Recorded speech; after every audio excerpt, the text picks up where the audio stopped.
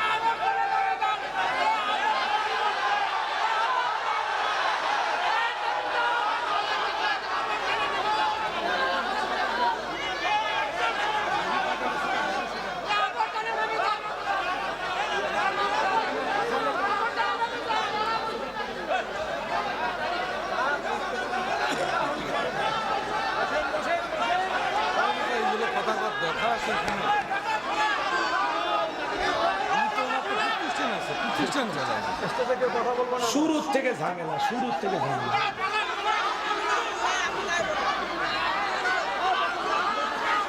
ভাই বসেন, বসেন। আমরা সকলে শান্ত হয়ে যাই। আল্লাহর হস্তে আপনাদের পায়ে হাত রেখে বলতেছি, আপনারা শান্ত হয়ে যান। চুপ, একদম চুপ, একটা ঠিক হবে না। কাহিনী দেখে মাথা গরম। তাই বলবে, একটা ঠিক হবে না। খামোশ, সবাই বসেন, সবাই বসেন। ঠিক আছে, ঠিক আছে।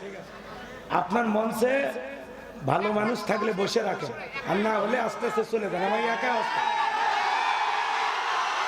শুরুর থেকে বলতেছে, কেউ কয় রাজনীতির ওয়াজ করবেন না, কেউ করছে সবাই এটা হয়েছে ওইটা হয়েছে। অলরেডি আমার মন মানসিকতা ভেঙে গেছে। আমি অন্য বিষয় নিয়ে ওয়াজ করতে চাইছিলাম, কিন্তু আপনাদের পরিবেশের কারণে নরমজি ধরলাম যে একটা স্বাভাবিক ওয়াজ করে যায়। কারণ এভাবে কথা বলতে নাই, কথা বুঝছেন না বাজান? আমার কথা শোনেন, আমি আপনাদের ক্ষতি চাই না তো, আমি তো আপনাদের ভালো চাই, তাই না ভাই? জি জি, এভাবে ডিস্টার্ব করতে না। আপনারা এত ভয় কেন করতেছেন ভাই? এই যে বারবার রক্ত দিয়ে দেশ স্বাধীন করা হয়, এই যে জুলুম অত্যাচার হয়, কি কারণে হয়? এই যে আপনাদের এই দুর্বলতার কারণে মানুষকে এত এত প্রাধান্য দিতে নাই। আপনারা কার ভয় করেন? আল্লাহর ভয় বাদ দিয়ে মানুষের ভয় কেন আপনাদের? এটা কোয়া যাবে না, ওইটা কোয়া যাবে না, এই হয়েছে সে হয়েছে। রে ভাই, সমস্যাটা কি আপনার? হ্যাঁ, আমি বলবো বাক স্বাধীনতা নাই মানুষের। আমি কি কাউরে গালি দিছি, বাজে কথা বলছি? তো তাহলে খালি একটু অপেক্ষা করে। তাকবীর দাও, লিল্লাহিল তাকবীর। আমি এই জায়গায় এত বুদ্ধিজীবী আসছে ভাই, হিসাব সারা।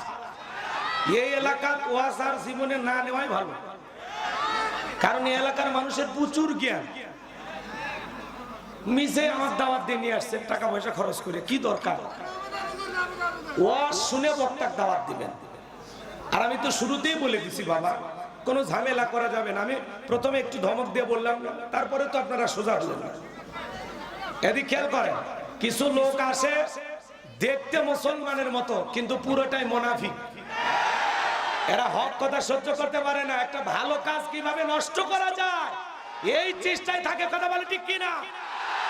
চলো আলো ছড়ায়। এরা এই যে সুন্দর আয়োজন করেছে, যে সুন্দর পরিবেশ, সব জায়গায় কিন্তু এত সুন্দর আয়োজন হয় না। এটা কিভাবে বানচাল করা যায়?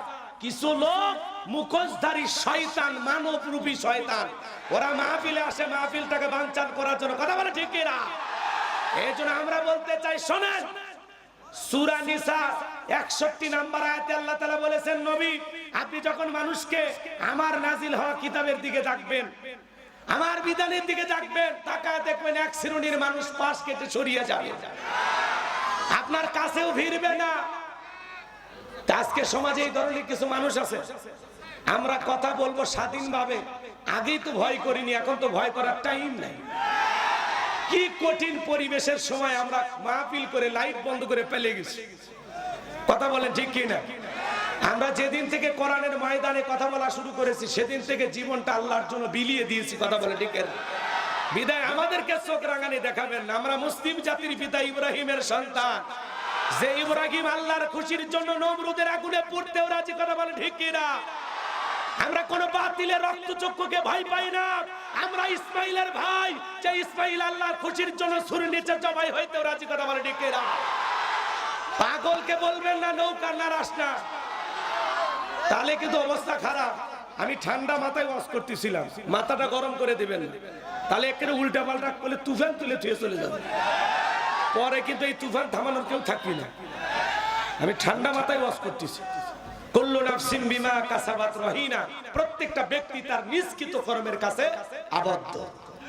কথা ক্লিয়ার না ভেজা আমার ভাইয়েরা? তাহলে মসজিদের ইমাম সাহেব যা করে লিপিবদ্ধ করা হয়, এদিক খেয়াল করেন। মাদ্রাসার হুজুর যা করে লিপিবদ্ধ করা হয়। শুধু সমাজের নেতা যা করে ফেরেশতারা দেখেও না, লেখেও না। না, ওই জায়গায় যাওয়া যাবে না তো। আমার নিয়ত ছিল না, কিন্তু আমি বুঝলাম যে ঠান্ডা ওয়াজ চলবি না। আমি এখন পুরোটা হিট হয়ে গেছি। এখন আপনাদেরকে নিয়ে যেটুকু পারি, আমি ঠান্ডা মাথায় ছিলাম, মাথাটা যেহেতু বারবার গরম করে দিলেন, এখন গরম ওয়াজই শোনে। লিল্লাহি তাকবীর। শোনেন ভাইরা আমার, ইউনিয়ন পরিষদের চেয়ারম্যান সাহেব, লেখা আছে 50 কেজি চা, তাই বলে এই চেয়ারম্যান না, ভুল বুঝবেন না। চালের কার্ডে লেখা আছে 50 কেজি। উনি যদি জনগণকে 50 কেজি বুঝায়া দেয়, তাহলে কোনো টেনশন নাই, সঠিকভাবে আমানতের দায়িত্ব পালন করেছেন, আমানতের খিয়ানত করে নাই।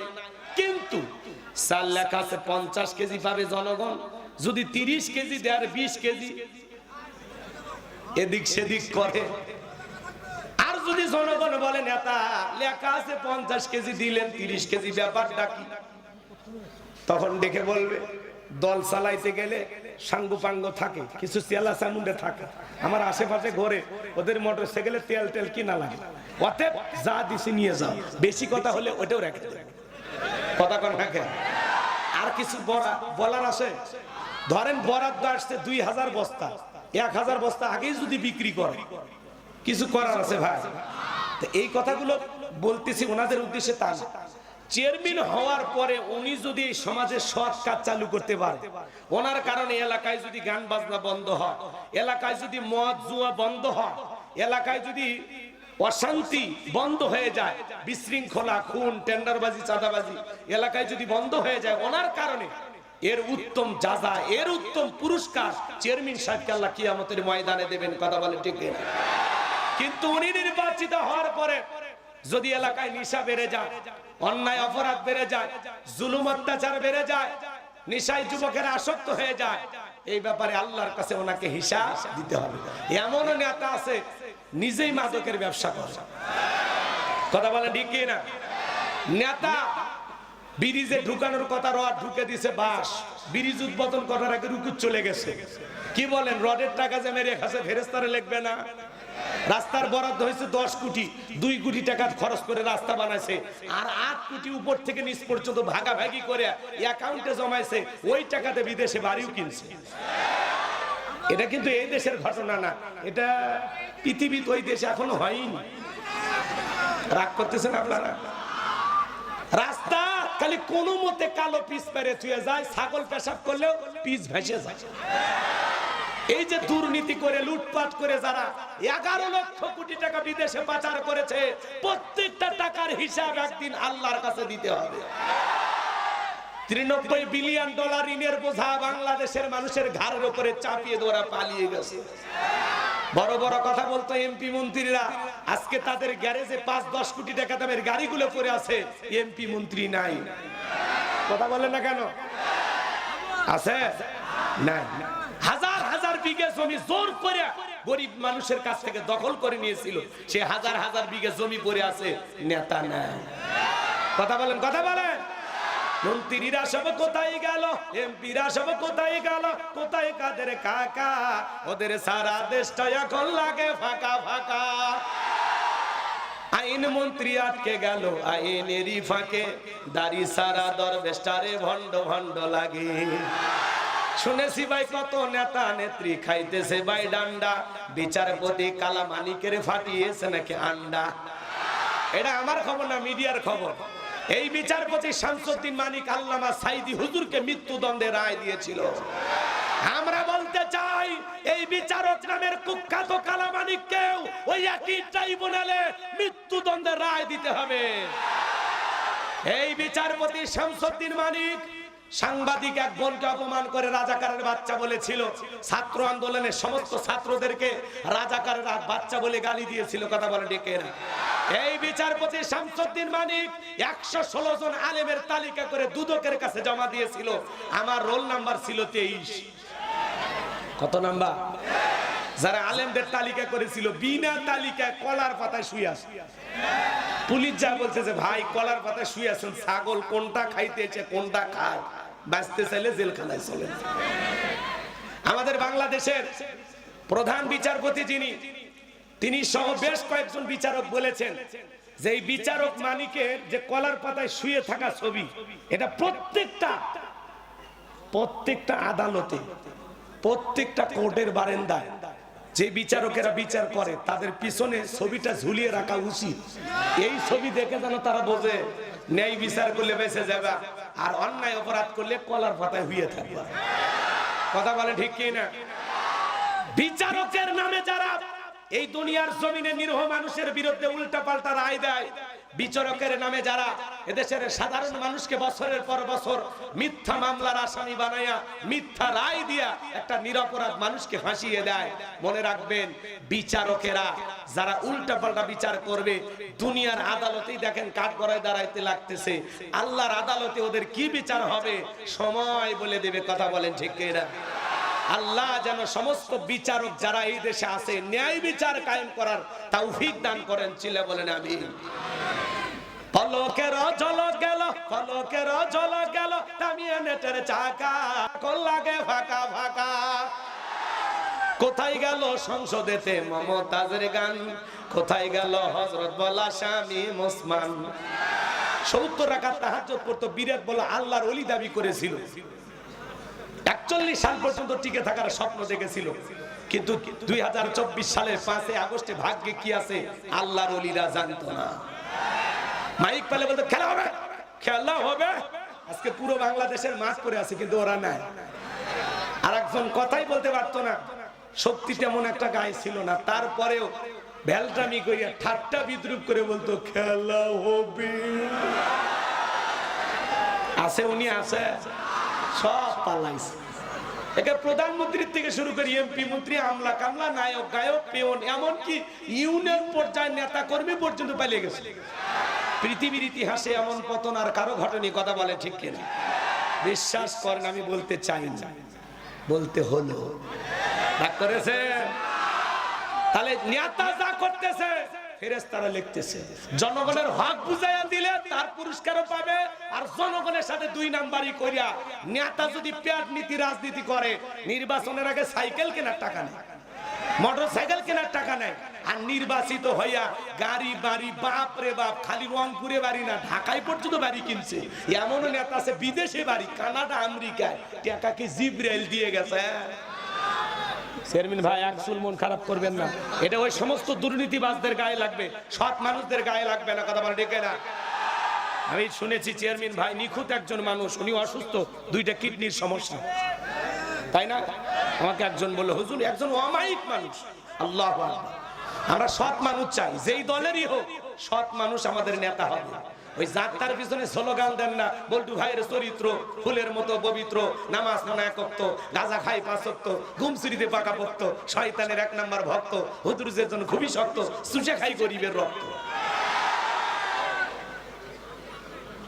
পোস্টারে লেখা আছে গরিবের বন্ধু, ভোট দিয়ে দেখেন গরিবের কয় নাম্বার সত্য। একটা বয়স্ক ভাতার কার্ড নিবে গেলেও 2000 খায়, আছে না? না। আমার ভাইরা চলেন সামনের দিকে যায়। তাহলে নেতা যা করতেছে জনগণের সাথে আল্লাহর ফেরেশতা দেখতেছে, লিখতেছে। কথা বলেন ঠিক কিনা? খালি যুবকেরা যা করে আল্লাহর ফেরেশতারা দেখেও না, লেখেও না। কোন যুবক যে পার্কে বসে আছে বান্ধবী নিয়ে, ওই জায়গায় কিন্তু ফেরেশতারা ভিডিও করে না। ফেরেশতাদের শরম নাই? কি পার্কে ফেরেশতারা যায়? কি এই যুবকে যা, তুমি কি মনে করো জঙ্গল প্রেম করার জন্য মঙ্গল জঙ্গলে কেউ দেখে না? ইন্নাল্লাহা লাতীফুন খবীর। গোপনের খবর কার কাছে? কার কাছে? শোনেন শোনেন যুবক, তোমরা যারা বিয়ে করছো, অনেক যুবক বিয়ে করে, নাকের রুমাল দিয়ে যারা বিয়ে করতে যায়, বুঝবেন এর দুটো অপরাধ। এক নাম্বার, এই শ্বশুরের কাছ থেকে যৌতুক নিছে, এই লজ্জায় শ্বশুর বাড়ির যেতে ওর কষ্ট হচ্ছে। আর দুই নাম্বার, এই বইয়ের মহারানা পুরোটাই ফাঁকি দিছে, এই লজ্জায় আর মাথা নিচু হচ্ছে। আর যারা বীর পুরুষ, শোনেন, যারা প্রকৃত পুরুষ, কন্যা পক্ষের ওপরে যারা জোর করে, কন্যা পক্ষের কাছ থেকে জোর করে যারা যৌতুক নেয়, মনে রাখবেন কাঁচা পায়খানা খাওয়া যেমন হারাম, কন্যা পক্ষের কাছ থেকে জোর করে যৌতুক নেওয়া তেমনি হারাম।